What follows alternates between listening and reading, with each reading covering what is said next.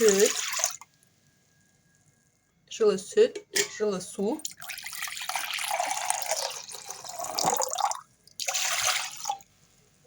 үй температурасындағы жұмыртқа, құрғақ ашытқы, қант, сұйық май.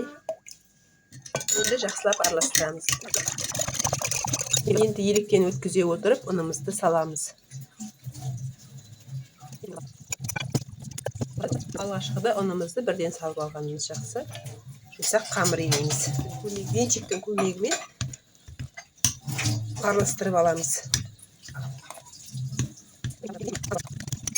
Десе, ұнды көбірек қосыңыз, мүмкіндігіңізше осындай таяқшаның көмегімен араластырғанымыз жөн. Енді нан жазатын жерімізге ұнымызды сеуіп аламыз да, қамырымызды түсіреміз.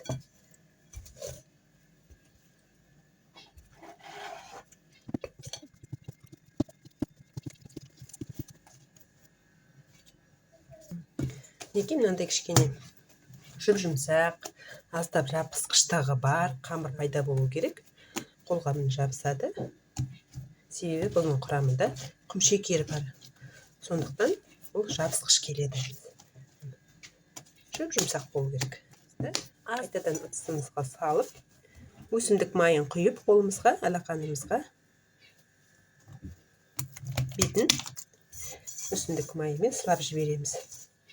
Қақпағын жауып, енді жылы жерге көтерілуге қоямыз. Мінекей қамырымыз мынандай болып, үлкен болып 3 есе көтерілді.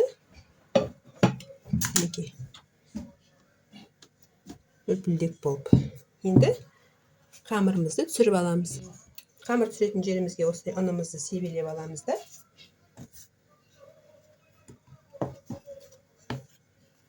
Аздап қамырымызды жайлап түсіреміз.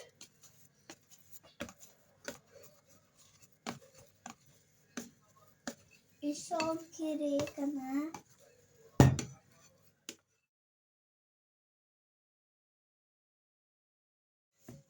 Осылай созып алып, керек бөліктерімізге бөліп аламыз.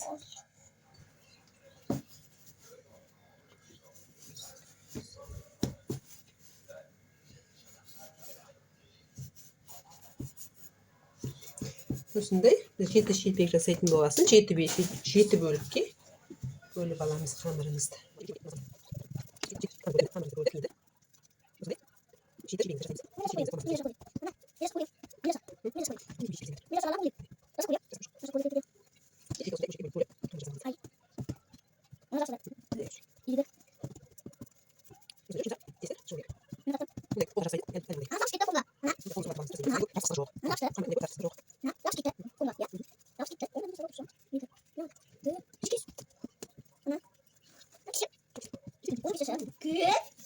Қамырымызды өстіп дөңгелектеп.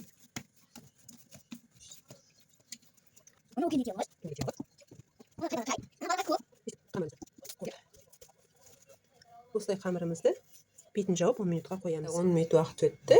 Енді жайлап нанымызды илейміз енді. Енді қамырымызды жайлап бастаймыз.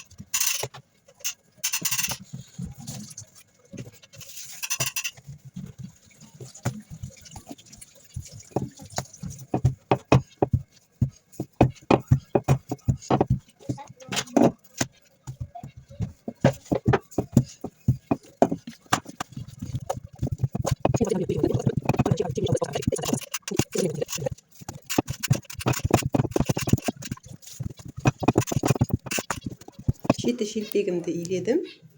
Енді бетін жауып қоя тұрамын.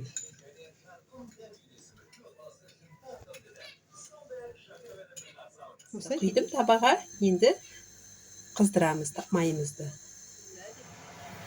Шелпегімізді майымызға саламыз. Асты тегіс пісу үшін осылай ән жағын көтереміз. Сол кезде арты жақсы піседі асты.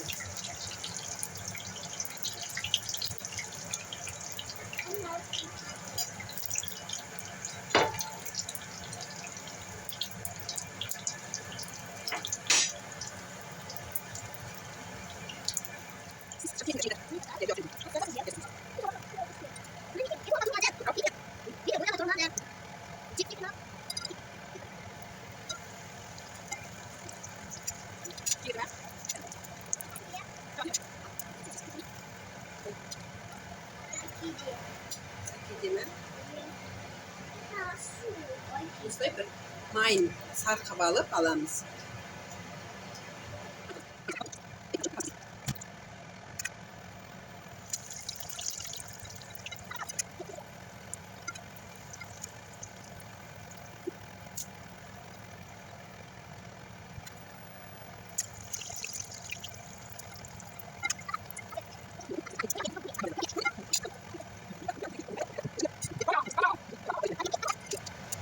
Осылай салфетке жайылған табақшамызға түсіріп аламыз барлығын. Енді бауырсақтарымызды саламыз.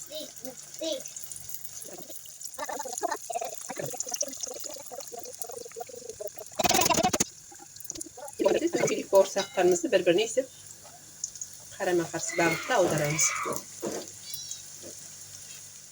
Барлығын қағаз салфеткенің үстіне түсіреміз. Артық майларды болмай сорып алу үшін.